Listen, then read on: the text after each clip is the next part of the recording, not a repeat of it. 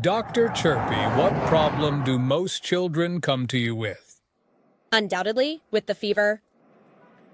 So if this is the most common symptom in children, why are parents still so confused about it?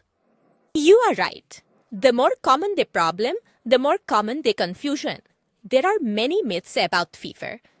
Tell us about them. This way, the journey will also pass. Sure. See, first of all, people are confused about identifying a fever. If they randomly touch and it feels warm, they assume it's a fever.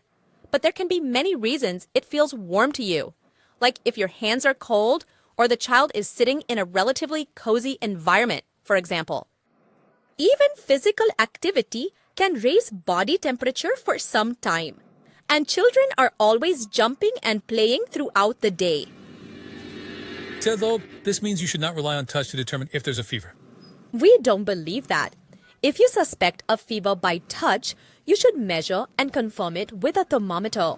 And how much should be added to the thermometer reading? This is the next confusion. According to the guidelines, a temperature above approximately 100 degrees Fahrenheit is considered a fever if the temperature was recorded orally. Usually, in small children, the temperature is recorded with a thermometer placed in the armpit, where the temperature can be half to 1 degree lower. These days, no contact thermometers are also available, and each device and site can have its own variations. The thing to understand is that if the child is lethargic and has other symptoms of infection as well, it is okay to consider the elevated temperature as a fever and manage it. But in an active, well child, other transient reasons should be checked. Okay, now I understand. My son's hands get cold when he has a fever. Why is that? A warm head and cold hands and feet during a fever is a physiological sign. However, this is seen only until the fever settles. In such a situation, is it okay to apply an ice pack? Many myths are seen about wet compression or sponging.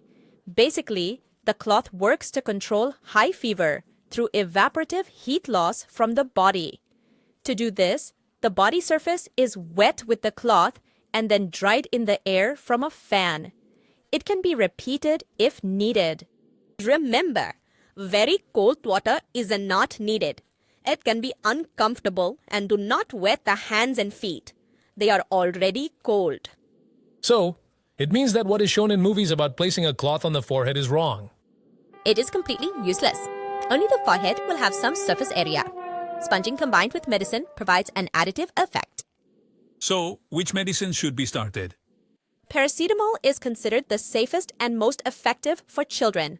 If needed, it can be repeated every 4 to 6 hours. Administering antibiotics on your own is not correct. It can also be harmful, and it is most important to seek a doctor's advice at the right time.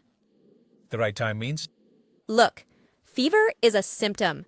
There can be a long list of illnesses behind it. If the child is active, eating, happy, playing even with recorded fever, you can give medication while keeping an eye on them. But for danger signs like lethargy or stopping eating and drinking, contact a doctor immediately. Symptoms indicating underlying illness, such as rapid breathing, continuous diarrhea, seizure, unconsciousness, bleeding, etc., should not delay consulting a doctor. Wow. At least now I can call myself a specialist in children's fever.